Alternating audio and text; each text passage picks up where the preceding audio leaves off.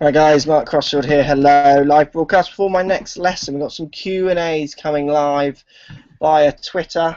Use the hashtag AskGolfGuru and Facebook as well. There's a feed up there, post some questions. So we've got some questions here. What have we got coming through?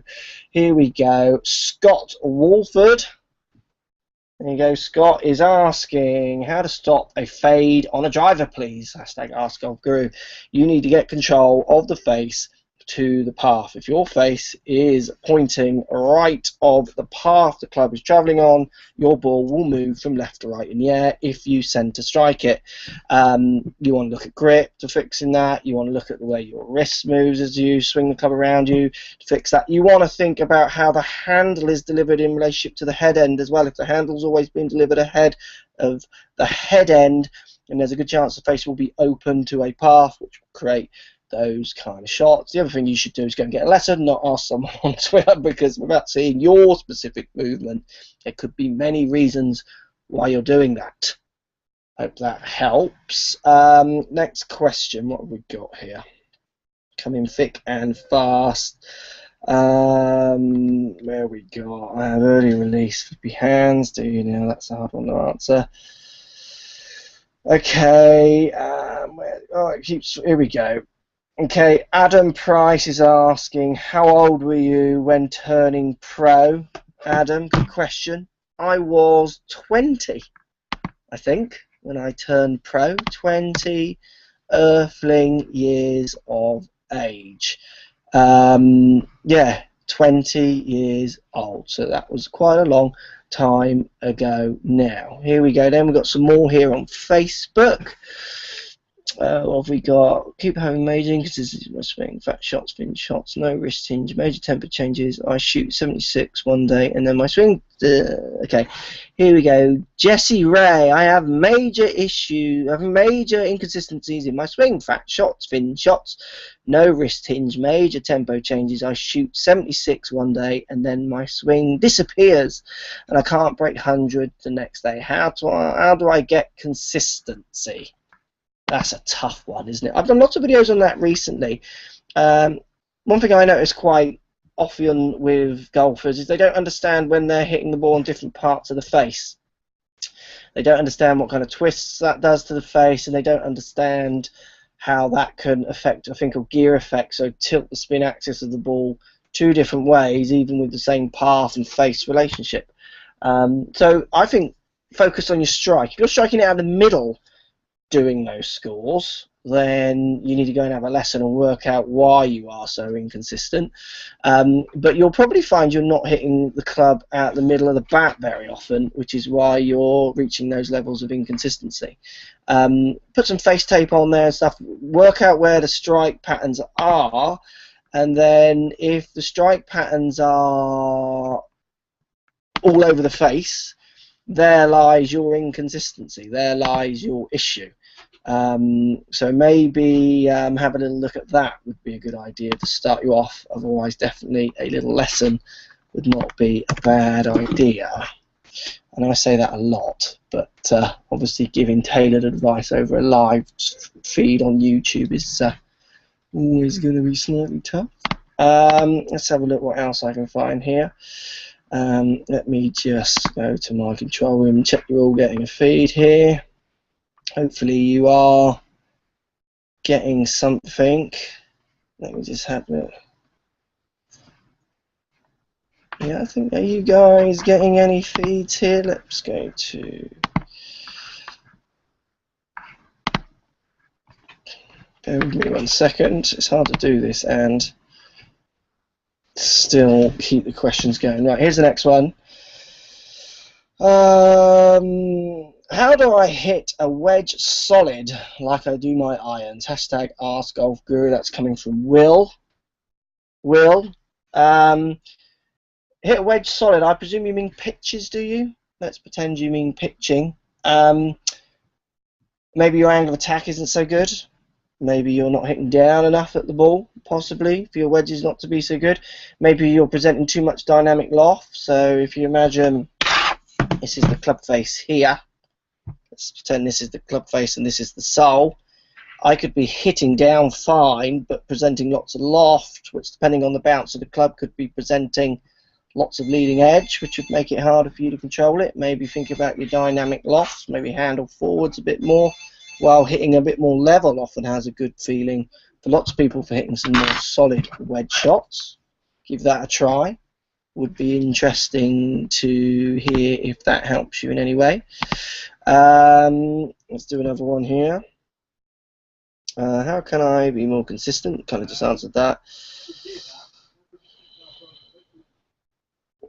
Will you ever play subs at the courses you've been to? What's the easiest free wood to get? What's the easiest free wood to get off the ground? Coming from Simon Nicholas. Subs? No, don't play subs. Come on, I'm a golf pro. We freeload. That's what we do, don't we? Easiest free wood to get off the ground. It depends what course you're at. East Sussex National, I've got the G30, which I think is really easy to get off the ground. But as you'll see from that video, I hit 3 clean tops. I don't know if Simon is hinting at that. Possibly is. Cheeky. What happened to Dinosaur Arms James? Adam Bushell. Adam. Dinosaur Arms James. The world. I miss James. I see James about once a week because he still comes into the range here and works, if you can call it working. He got kind of really addicted to Tinder, for any of you. He kind of had this awakening, and we've lost him until he's done what he needs to do, and then he'll come back. He's actually playing a bit more now. He's gone back amateur. He's an amateur now. He was a pro. He's gone back to an amateur. He's greenkeeping a bit. He's Tindering a lot, and I'm sure he will be back. I also miss Dino James and those arms. If you're out there, James, come on. Earth needs you. Matt asks, so Matt, hello Matthew, or Matt, you ask, what age did you start playing? I started playing at 12, nearly 13. My parents always tried to get me playing when I was much, much younger. There were clubs made for me when I was like, I remember 7 or 8. I just wasn't into it. I used to like playing football, golf, just looked like a rubbish game to me. And then at 12, there was a local pitch and putt, and I went to it. I took some clubs that were kicking around the house, and just kind of started. From there on, I just fell in love with it. Just wanted to do it every minute. Just wanted to get better. Wanted to understand why I had good ones and bad ones. So at 12 years old, local pitch and putt back in Swindon. What was it called? It used to be around a lake. Can't remember what it was called. Oh, someone will know. Lives in Swindon. What was it called? Evercoat or something like that. I can't remember now. Who would you pair together in the foursomes for Europe? That's an interesting question. Who would you pair together in the foursomes for Europe? That's coming from Scott Miles. Scott? I actually have no idea. And there's a part of me as well that kind of feels that you could kind of pair anyone together. Do you know what I mean? As in, I think you could pair nearly any of them together because it's match play. It's that kind of 18-hole sprint golf. I think it would make not a massive difference. There'll be certain pairings that you discover start winning and working as it goes. There'll be certain people who've played together before who might stress. I think the captain will work with the players. I don't think it would make a massive, massive difference, but then it could make all the difference. It's one of those things that you never know. Hindsight in match play is always going to be the winner. You got to remember with match play, guys, it's sprint golf. I mean, I've played match play in big things, amateur events when I used to play match play, and I've been stuffed by people I should beat easily, who would never beat me in like kind of 18 holes or 72 holes, 36-hole tournaments, medal. But then I've beaten players who have won some of the best amateur events. Over 18 holes, you make 4 or 5 birdies and they don't, you're winning. Sometimes you make 2 birdies and they don't. You know what I mean? I mean, there's great examples of Ryder Cup matches where, one guy shot 6 under and the other guy shot 7 under and you've lost. And then another guy shot 1 over and beat another guy shot 4 over, and that's all on the same day of the singles. And that's what match play is all about. You never quite know what's going to come out, which is why we're going to watch it. I do think we're a little bit slightly off the point, but I think our confidence in Europe, because we got a bit Rory drunk, didn't we? Didn't you think? On those. I think we all got a bit Rory winning every major, all the 2 majors. Oh, Europe's great. And just watching the FedEx Cup at the weekend, I mean, the Europeans weren't all lighting it up, but it'll be an interesting one. Okay, how do you try, this is from Doug, how do you try to recover from bad string of holes mentally and physically? Thank you, Doug. What was his question?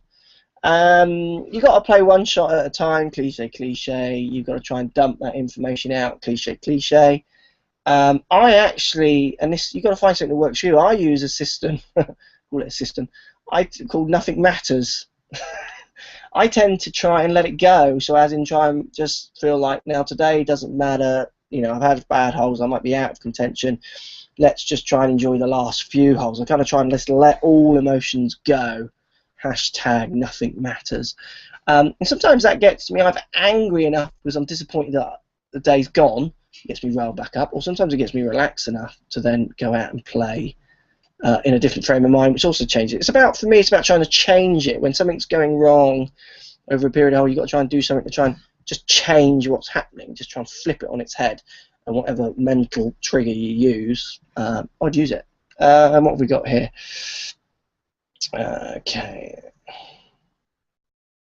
Okay, so here we go. Jay, I can't say that. Debuyaji, there you are. Whoever you are, how do you say your name? Good question.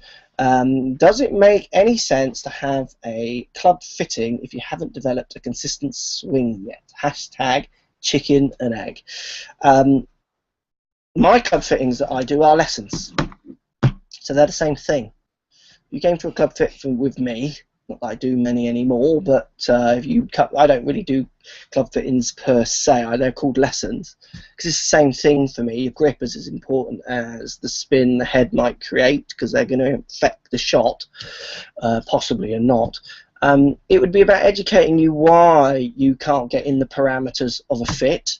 It would be a chance for me to try and change your club delivery to show you how easy it is for you or not to get into a parameters of a fit. So what I mean in the parameters of a fit, let's pretend you deliver the club toe-ended down, so this when the toe end hits the ground 10 degrees, 8 degrees, massively heel, up in the air, handle high. That's not fittable. A club fitter is not going to bend a club that many degrees. So it would be more a case of trying to educate you in why that's happening, and then trying to work with you to fix it with a different lie angle on a club and some different swing thoughts. And in the session, seeing how quick you adapt would give me an idea as if you is worth you staying with just lessons, or actually, look, we can get you within 2 degrees of a fit. Why don't we fit within 2 degrees, but go for a company who can move them? Ping, for instance, will move them. Mizuno move them. Other companies, I'm sure, will. And then looking at that maybe in 6 months' time and moving them if we have to. So it's that kind of lesson joint thing with it as well, I would do. Let's just go here to, let's see if I can just find my Facebook feed here. Let's see if we've got any more questions on Facebook. So we're running out of time. Got a lesson soon, guys, so I will have to go.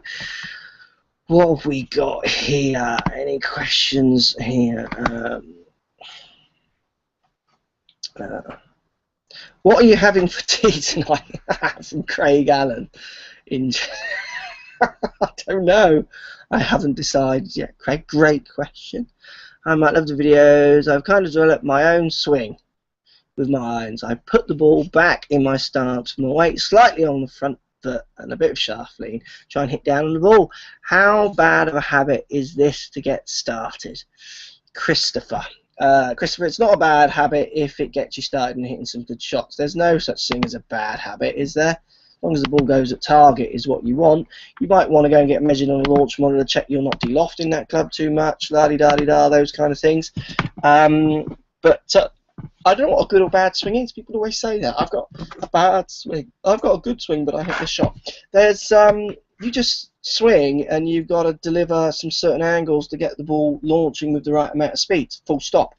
There are a million different combinations, so not every tour player has the same dynamic loft with a 6-iron. There will be variations within a kind of 2 parameters almost, but there'll be variations. Not every club player or PGA Tour player has the same club path or face the path, angle of attack. They're all getting from A to B in different ways. There's no right and wrong here, guys. It's functional is the main word to think about. Stephen Butler. Hello, Stephen. Thanks for your many comments. I see your comments a lot on Twitter. It's good stuff. Does the GC2 data show prawn cocktail crisps to enhance Lockie's performance? Great question. Yeah, I think it does. There's a prawn cocktail setting, so you can see how many he needs to get, you know, back onto the fairway. What is the best way to grip your putter? Been struggling a lot with the pace of my longer putts.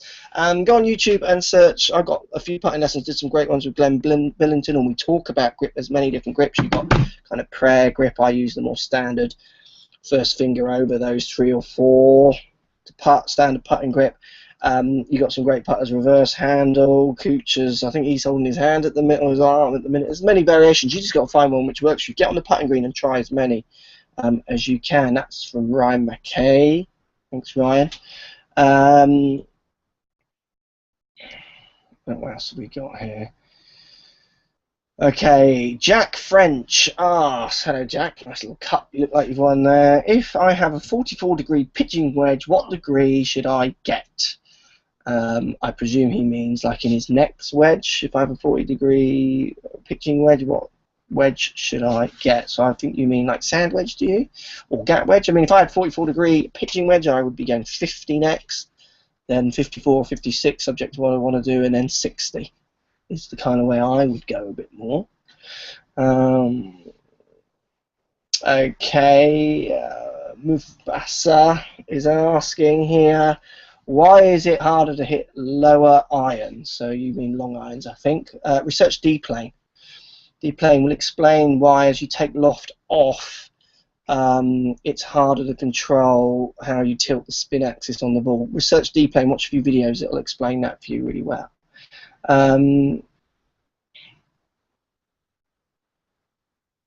Is the shape of the shot controlled by path? This is Oliver Sandberg. Is the shape of the shot controlled by path or impact? Oliver asks.